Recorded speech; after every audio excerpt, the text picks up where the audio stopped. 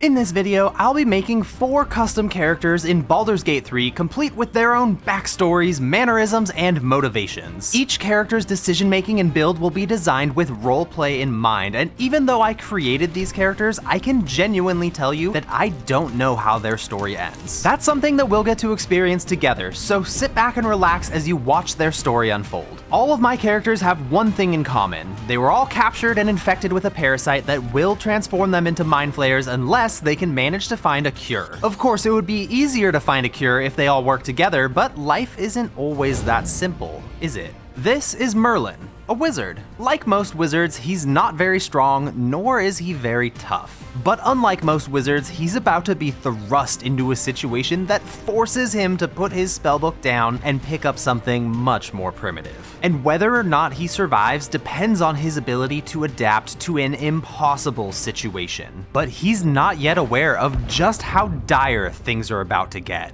He survived the Nautiloid's crash landing and woke up on the beach, and he decided to look for some other survivors as he doubts he'll stand much of a chance on his own. Merlin is especially frail, even for a wizard's standards, with only 5 health. So when he found these intellect devourers, he decided to work his way around them, using Enhanced Leap to jump up the cliffside. When he got to the top, he saw off in the distance there was a portal, and as a wizard, he can't resist. He's got to check that out. The portal was extremely unstable, and it had Merlin's attention. Even more so when a hand burst out of it. Merlin whispered to the weave in order to calm the portal, and he successfully pulled Gale free of the portal, and he's very happy to be meeting another wizard. Gale and Merlin talked about what to do next, and they both decided it would be a good idea to look for other survivors. After all, these are just 2 wizards, it'd be great if they could find a couple of meat shields to hide behind. I mean, support with magic. Magically support a couple of meat shields. Gale decided that he would go search down in the Nautiloid wreckage and see if he could find any survivors down that direction, and Merlin decided he would keep searching up on the top of the cliff and see if maybe there's anybody up here. There's a dock down on the beach, and they decided that after searching, they would both meet here in 1 hour. Merlin found a couple of people, and so he decided to walk up and see if maybe they would join him. Stop!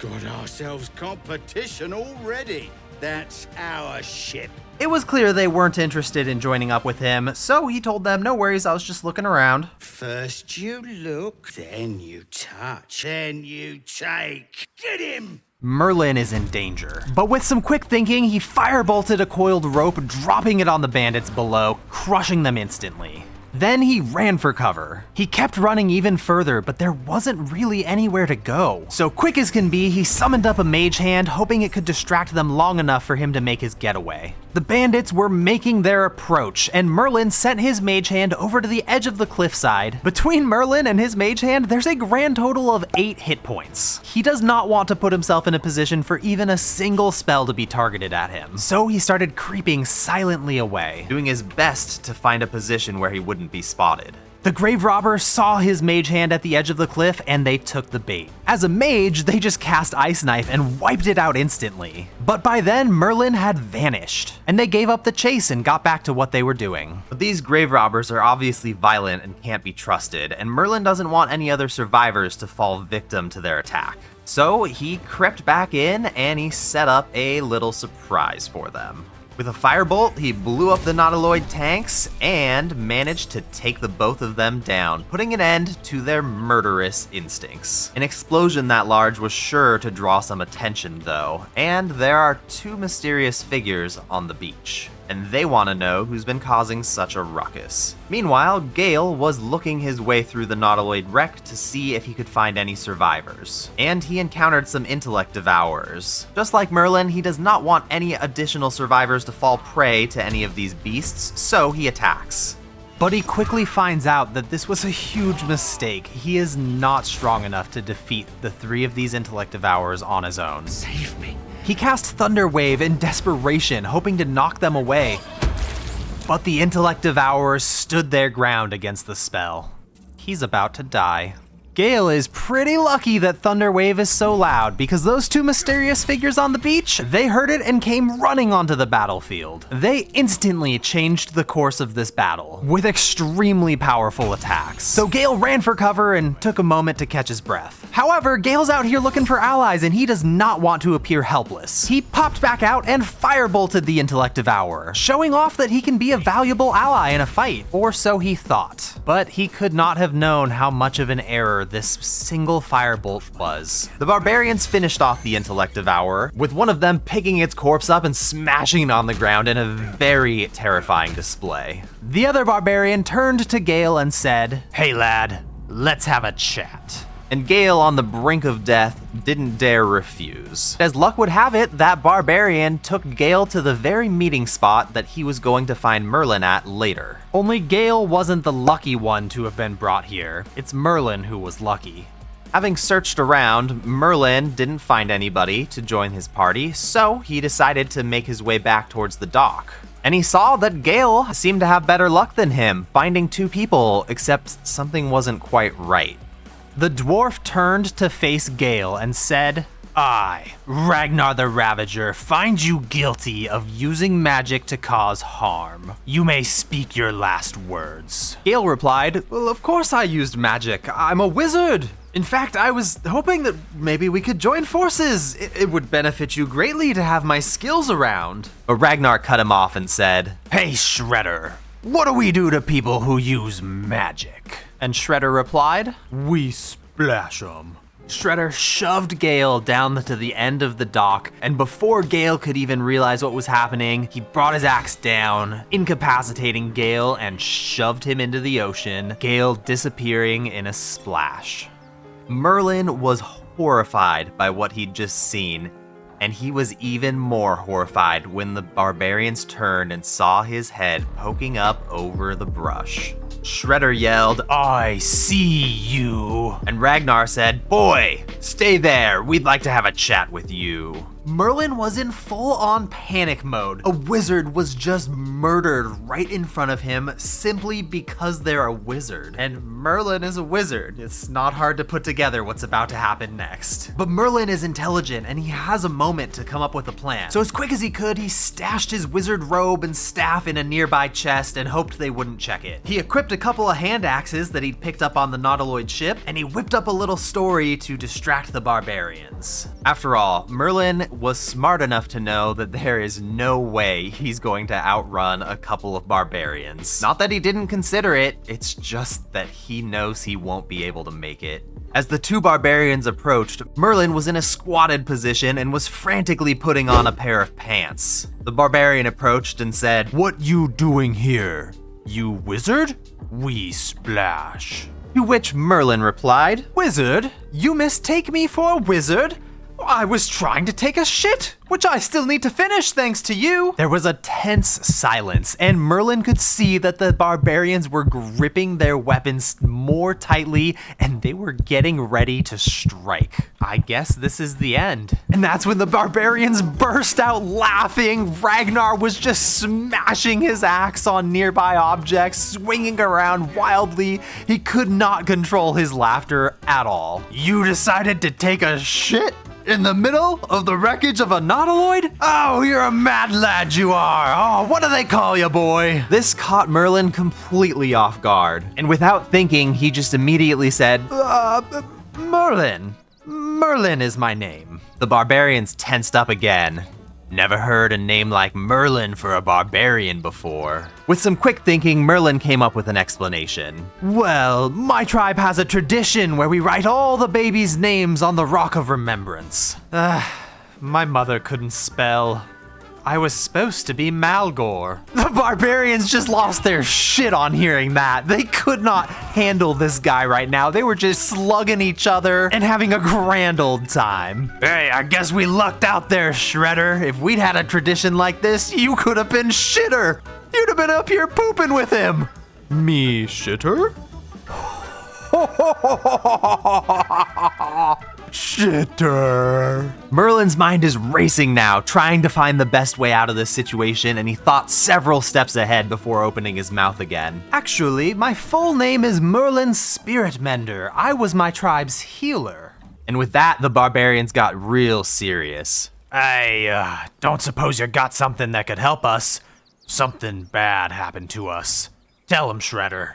Tentacle bug in my eye. So, it would seem that these barbarians are infected as well. But unfortunately, Merlin has no way to help them. He can't even help himself. But after seeing what happened to Gale, Merlin fears what could happen to him if he disappoints these barbarians. So he does the most logical thing he can, and he lies. While it's true that he is infected, he tells them that he believes that he can find the right plants to grind up a natural remedy and cure all 3 of them. 3? How you know Freya? Merlin was completely confused. He doesn't know who this Freya is that they're talking about. And that's when she appears, emerging from the bushes silently without even a rustle of leaves. He was talking about the 3 of you? 1, 2, 3? Merlin's mind is racing once again. How long has she been there? Did she see him rapidly take his clothes off and then pretend he's taking a shit? If she did, why isn't she telling them? Is he about to get splashed? Is this the end? Is his life over? No, she must not have seen, because she would have told them if she'd seen. She must have snuck up later somehow. But she's showing a lot more intelligence than these other barbarians, and she's going to be a lot harder to fool. I imagine you forgot to do proper introductions, am I right? Yeah, I thought not. I'm Freya Veinsplitter. This here's my warrior brother, Ragnar the Ravager. And the brute on your right? That's Shredder.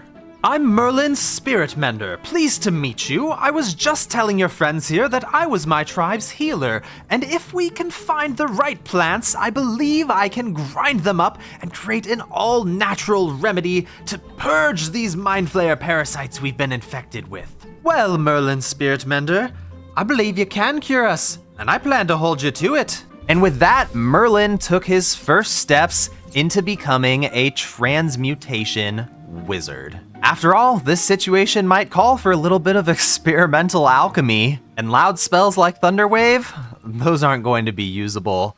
If anything, he's going to have subtle spells or no spells at all. Because if they see him cast, he's likely to meet the same fate as Gale, whose body is probably drifting in the currents to God knows where. Probably miles, leagues away from here. So the party set off scavenging for alchemy ingredients. But the truth is, Merlin's not going to be using these ingredients to make a cure. At least not any cure he's aware of. Nope, these ingredients are going to be used to try and give him a fighting advantage. Anything to give him a better chance of survival. They're essentially just buying him time so that he can try and find a proper cure for all 4 of them. Their search for ingredients eventually brought them to the entrance of the Druid's Grove. That pack of goblins will be on us any second! And they seem to be in a little bit of trouble. Get him! No! Seeing the barbarians in combat was equal parts inspiring and terrifying for Merlin. He's found himself some very powerful allies, but he is not impressive himself, though he had enough damage to take down one goblin. During the battle, Freya saw a goblin use Ray of Sickness, and she immediately pointed him out to Ragnar and Shredder. Ragnar wasted no time in rushing towards the goblin, with Shredder charging in as well. They'd made it their first priority to target this magic user, and they didn't change their focus until the goblin was taken down. Unfortunately for him, one of the Grove's fighters used a spell and even did damage to Shredder with it. And that's not something that they'll be able to overlook. Although interestingly, Freya was still focused on defending her allies against the biggest threat, rather than just blindly going after the magic user. Poor Merlin, who's never used a weapon in his life, was just not having a good time with it. But there's even more evidence right in front of him, telling him exactly why he shouldn't cast a single spell. Will ended up falling to a goblin archer's arrow. And with no more magic users to focus on, the barbarians turned their eyes back to the rest of the battlefield. Merlin's first battle is going poorly, and he got dropped. But the Grove defenders threw a healing potion at him and got him back on his feet. The rest of the battle was wrapped up quickly, with the barbarians focusing enemies down with devastating attacks. Okay, well, not that time. Whatever. Without his magic, Merlin is in such a tough situation. After the battle was completely wrapped up, Ragnar charged over and picked up the corpse of that goblin. And Shredder picked up the corpse of the Grove Defender that used magic. And they took off running, with Shredder chanting, "Splash-um, splash-um.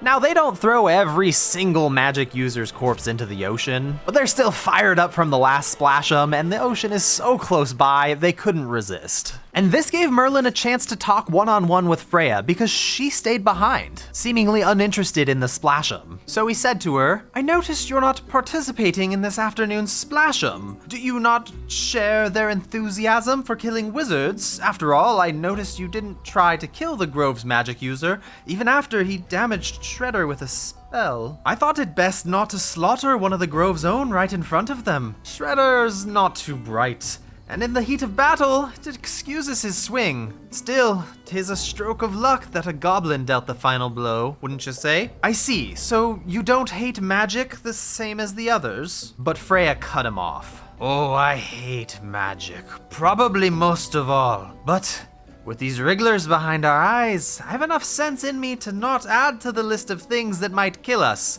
You understand?" "Oh, right, yes, of course, but I'm almost afraid to ask. Are Ragnar and Shredder here to kill them all? The druids, I mean." "You ask a lot of questions, though I can't say I fault your reasoning. No, Ragnar and Shredder won't lay a hand on the druids. Our tribe used to trade with druids, and Ragnar and Shredder, they've come to understand the druid magic as more of a communion with nature, something natural. Of course, there's no difference, but Ragnar and Shredder are as tough as they are dumb. And once they make their mind up about something, it's damn near impossible to change it. Speaking of, it's lucky you made a good first impression, eh? I thought you'd be fish food by midday." After a nervous chuckle, Merlin asked if perhaps her tribe's druid friends might be able to help with the mind flayer parasites plaguing them. Freya's demeanor shifted, her face dropping into a scowl. But more than that, Merlin saw her eyes radiated pain, sadness, and rage, all swirling together like a storm. There's something she's not willing to share with him, and he's certainly too afraid to ask. "Merlin, spirit mender, perhaps you'll survive to see another sunrise if you stop asking questions and instead focus on solving our little problem with your magic potion." "Oh, no, it's not a magic potion. It's a natural tonic like the druids. I thought perhaps your druid friends would have the unique ingredients I'm looking for, but silly me.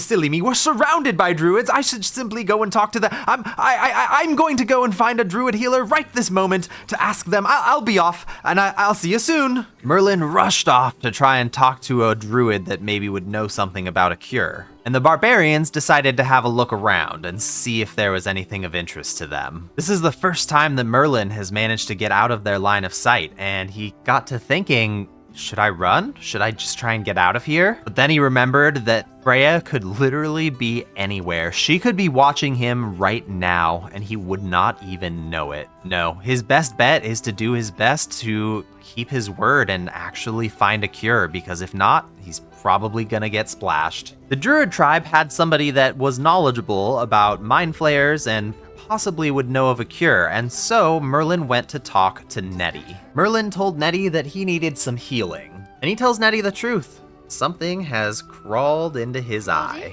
Wait, did it look like a tadpole?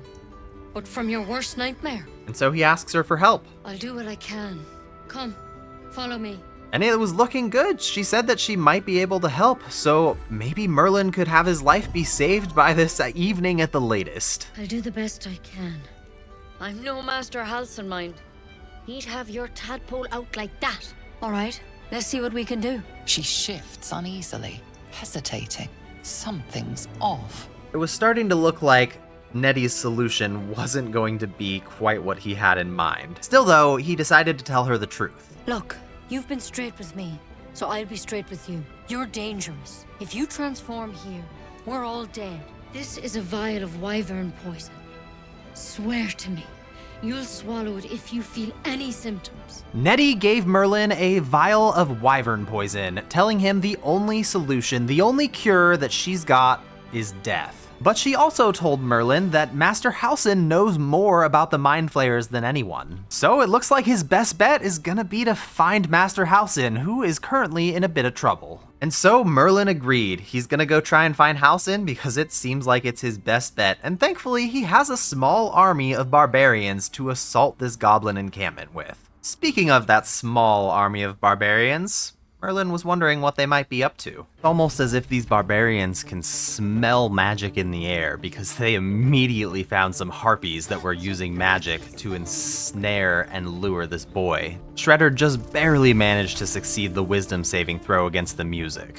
Then Shredder let out a roar to try and drown out the harpies' music. This was just the distraction that Freya needed to blow off some steam after Merlin had inadvertently forced her to remember her painful past. She hacked and she sliced away at these harpies, even leveling up in the process. Shredder tried to shut up the harpy with a premature splash but she wasn't done singing yet. So with a couple more slices, Freya got that harpy to stop singing its song, and Shredder's axe sang it a final goodnight lullaby. When Merlin next saw the barbarians, they were half soaked in blood, half soaked in water, and he could have sworn that he saw some entrails poking out of Shredder's boot. The stakes couldn't be higher for Merlin right now. There's a near infinite number of ways that he could die in the next couple of days, but he just can't shake the feeling that his most likely end is going to be a splash'em. Back on the road, Merlin got the barbarians up to speed on what the plan is. They need to find a druid named Halsin, who is probably been captured by some goblins. Halsin might know the right herbs that they're going to need to cure these Mind Flayer parasites. So it's up to the four of them to find Halsin and save him so that they can save themselves. On the road, Merlin noticed that the barbarians tended to have an interesting formation. Shredder was normally leading the charge, with Ragnar close behind. However, sometimes Shredder would just kind of get distracted and wander off to go do his own thing for a little while. But that didn't stop the party's progress because Ragnar the Ravager had no problem with taking the lead in Shredder's absence. Ragnar actually had quite a way with words and was a bit more charismatic than the average barbarian. So even without Shredder around, he could just talk his way out of things sometimes. Of course, if Shredder was around, they probably wouldn't be doing much talking, would they? Shredder had a knack for just kind of wandering into situations that were complex, and he doesn't have any tact in dealing with them. So Shredder is almost always getting himself and the others into trouble. He doesn't mean to do it, it just kind of happens. But he's pretty good at getting out of trouble too. His attacks are ferocious, although he's not very good at resisting spells, unfortunately. In fact, it's one of his greatest weaknesses. Despite that though, he is very hard to hit with attacks. And the last thing you want is to be cornered by Shredder, because he'll just beat the absolute shit out of you. He did remember their predicament though, looting as many herbs as possible. Freya was perhaps the most interesting to observe. Of course, that's assuming that Merlin could even manage to spot her. She was almost always hidden, completely veiled, and she was almost always ready to strike.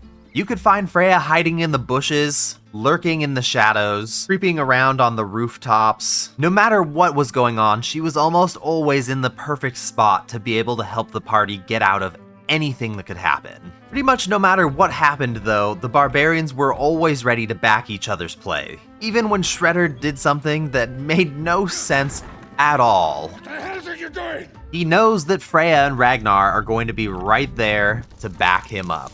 Whether or not it seems like a good idea, they're with him.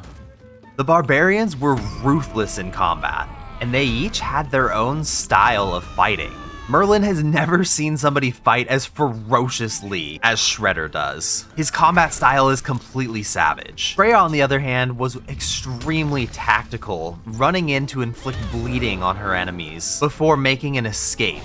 A lot of the time, Merlin just tried to stay out of the way, which gave him some time to observe Ragnar. And watching Ragnar in combat was kind of just confusing.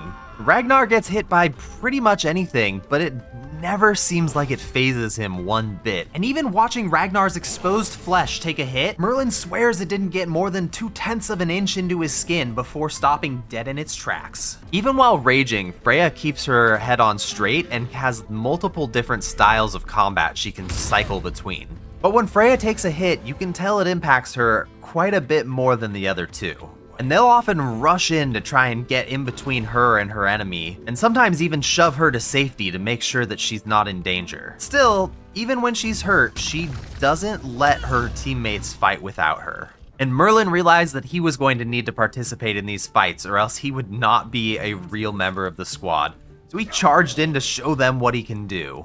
Oh no, it turns out he can do very little. It looks like it's his first time gripping these weapons in his entire life, and the barbarians are noticing this. His swings are as weak as a youngling from their tribe, which makes sense considering his body is nowhere near as bulky and built as the barbarians. He also can barely take a hit, almost dying with any light nick or hammer or pound.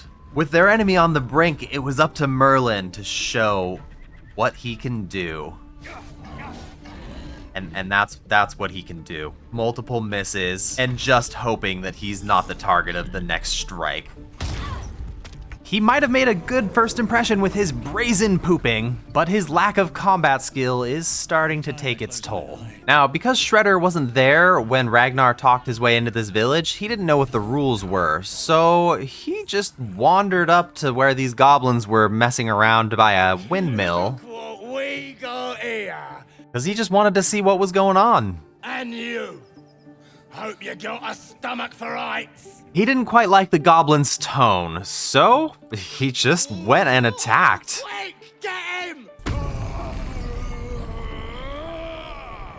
Freya was in the perfect position to take away the high ground from the goblins, as well as take a shot with her bow before dipping back into cover. Ragnar's always a little slow to react. He's just not the quickest, but once he does get to take his turn, you know he'll be up there in the front lines fighting with Shredder. Until then though, Shredder fights in any way he sees fit. He has no problem throwing enemies at each other. And Merlin, he tried to find a nice edge of the battlefield that maybe he could participate in without dying immediately. Merlin almost died immediately to the first smoke powder bomb thrown his way, leaving him with just 5 hit points. The barbarians were noticing more and more that Merlin just is not very good at this. In fact, it was a wonder he was landing any strikes at all considering how unfamiliar he looked with his weaponry. Freya is a blur in combat, and enemies just cannot keep up with her. They're just not able to make opportunity attacks when she goes and lands a hit and run. Shredder's combat style is so savage, he doesn't even have a problem throwing his own weapon away in the middle of a fight if he can't reach an enemy. He'll throw down with his fists if he has to, or just pick up a weapon off a nearby enemy and start using that instead.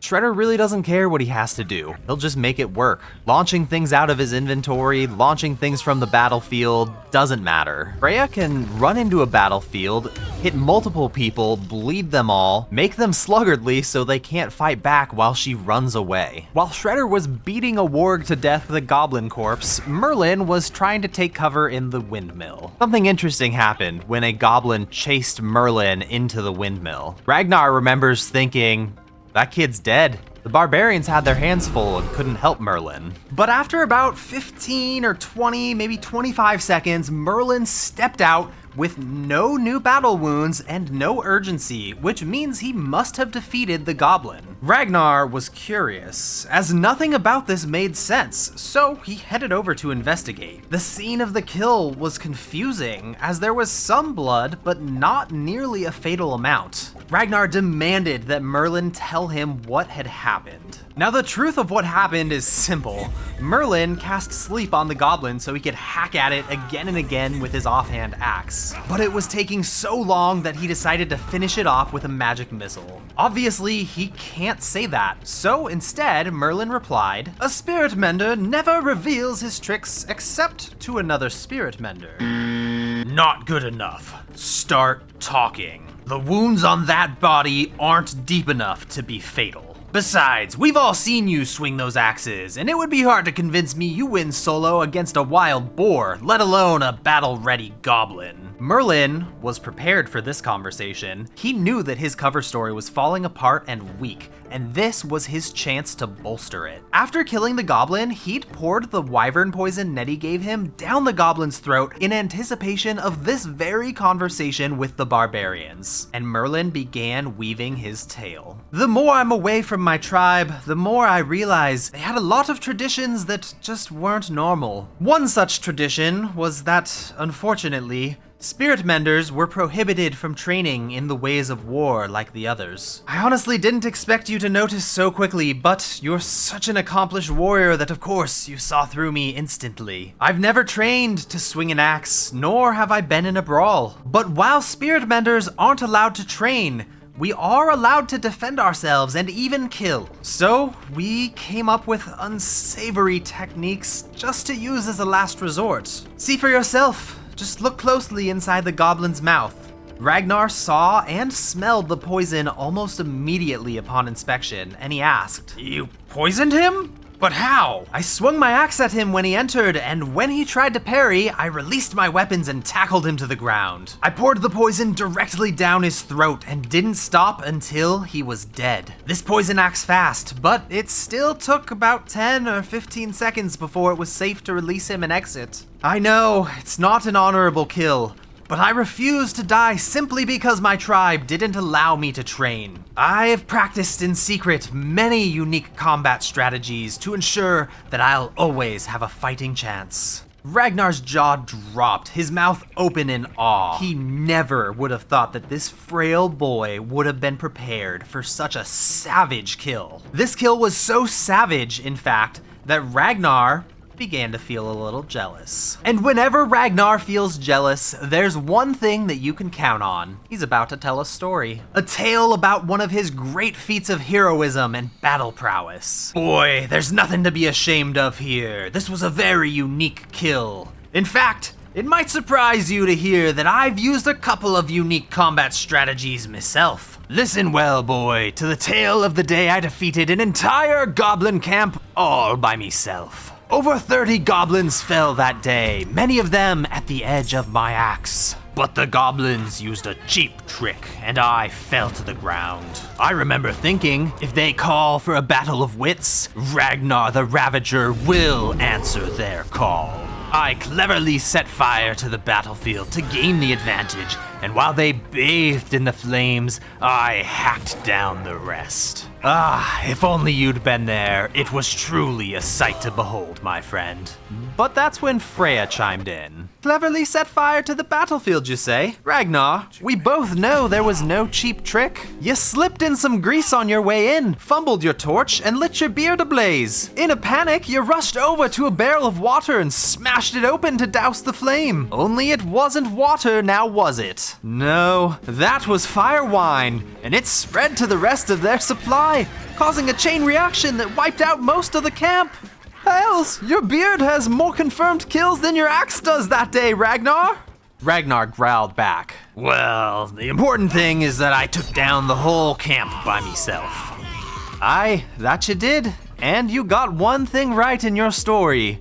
It was truly a sight to behold. After Ragnar finished his story, the party gazed out at the goblin camp Halsin was held captive in. A camp surprisingly similar to the one Ragnar had conquered in the past. Only there was sure to be more resistance thanks to the true souls that make up the goblin leadership. Freya was certain that Merlin is about to be a liability rather than an asset in this coming fight, so she presented a special gift to him. This is a well-built dagger. It was given to me as a gift, and I want you to use it. You've not the strength to handle a big axe, but a pair of daggers will serve you well. I'll give you a few pointers. Let's spar. Freya and Merlin sparred until he was comfortable with his new weapons, and Freya rather liked the feel of scimitars she used and decided to keep using them in more fights to come. Although Merlin was grateful to Freya for giving him a weapon better suited for him, the fact that she was doing it at all made one thing clear. The barbarians are watching him. His cover is hanging on by a thread, and Merlin couldn't be in a more difficult position. His enemies will kill him if he doesn't protect himself with magic, but his allies will kill him if he does. He could try to escape, run, and hide while his allies have their backs turned, but does he really think he can find a cure for his Mind Flayer parasite all alone? And more importantly, does he really think that Freya wouldn't eventually find and execute him